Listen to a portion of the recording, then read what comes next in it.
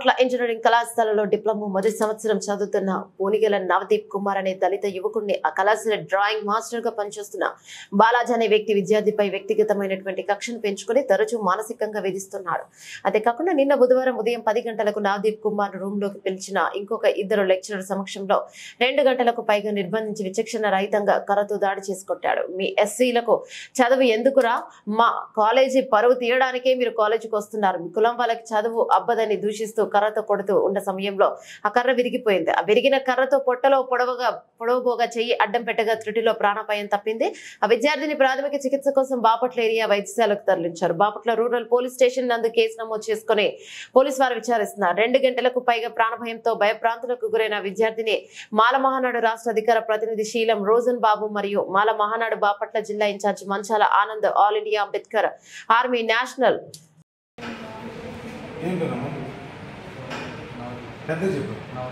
నవదీప్ ఏం జరిగింది? ఏ కాలేజీ? కొంచెం పెద్దగా మాట్లాడుతుంది.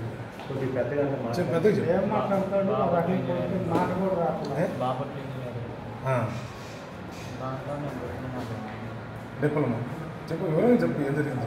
చెప్పి ఏం జరిగింది?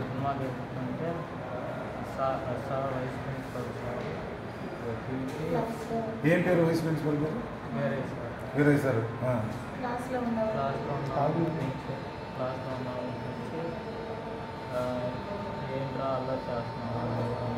ఇప్పుడు నిన్ను కొట్టింది ఎవరు? Vice principal.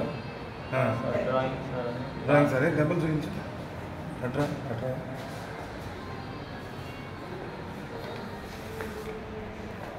బాగా కందిపోయినాయిగా అసలు నిన్నైతే ఎక్కడ డాక్టర్ అయితే మాట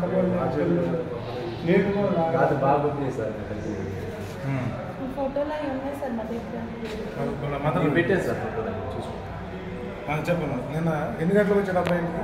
నేను సాయంత్రం 7 గంటలకు వచ్చాడండి. 4:30 కాలేజీ వెళ్తారు, 6 గంటల్లోకి వచ్చేస్తారు. ఇంకా 7 ఏమైనా రావాలా, ఏది బాబు రాలేదు అనుకుని నేను కొంచెం టెన్షన్ పడుతున్నాను. ఇంకా అందులోకి వేరే వాళ్ళు తీసుకొచ్చారు బాబుని.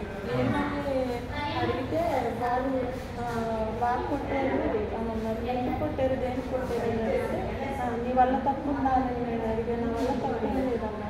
వెంటనే షర్ట్ ఒంటి నిండా బాగా గాయాలు. ఇంక మేమేం చేయాలంటే తెలియలే, మా వాళ్ళ డాడీ కూడా లేదు. ఇంకా నాకేం చేయాలో అర్థం కాలేదండి. ఇంకంతా ఆరోగ్యం పిలిపించి ఇంజక్షన్ ఇచ్చారు. మీరు కంప్లైంట్ ఇచ్చారా బాపట్ల స్టేషన్? ఇచ్చారు. ఇంకా మా వాళ్ళందరూ గ్యాదర్ అయ్యి మా వాళ్ళతో చెప్పుకొని నేను నా వల్ల ఒక్క ఆడమనిషినే ఉన్నాను, నా వల్ల ఏది కాదు. సార్ వాళ్ళతో మీరేం భయపడద్దు.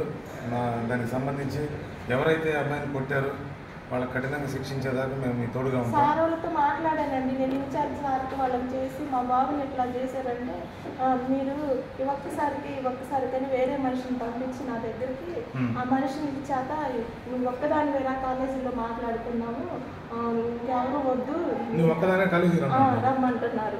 నేను రానండి, వాళ్ళ డాడీకి కూడా చెప్పొద్దు అంటున్నారు. ఆ నెంబర్ ఇవ్వమ్మా, నేను మాట్లాడతాను. మేము పోలీస్ స్టేషన్ కంప్లైంట్ ఇచ్చారు కదా, మేము కూడా స్టేషన్కి వెళ్తాము. స్టేషన్కి వెళ్ళి మీరంతా కూడా రండి, బంధువులు ఉన్నారు కదా, రండి. వెళ్ళి మీకు పూర్తిగా న్యాయం జరిగే వరకు మేము తోడుగా ఉంటాం. దళిత ప్రజా సంఘాలన్నీ తోడుకుంటాయి, ఇబ్బంది లేదు. సరేనా? ఏంటి తప్పు ఎవరిది, ఎందుకు జరిగింది ఏంటనేది తర్వాత విచారం. కొట్టకూడదు కదా.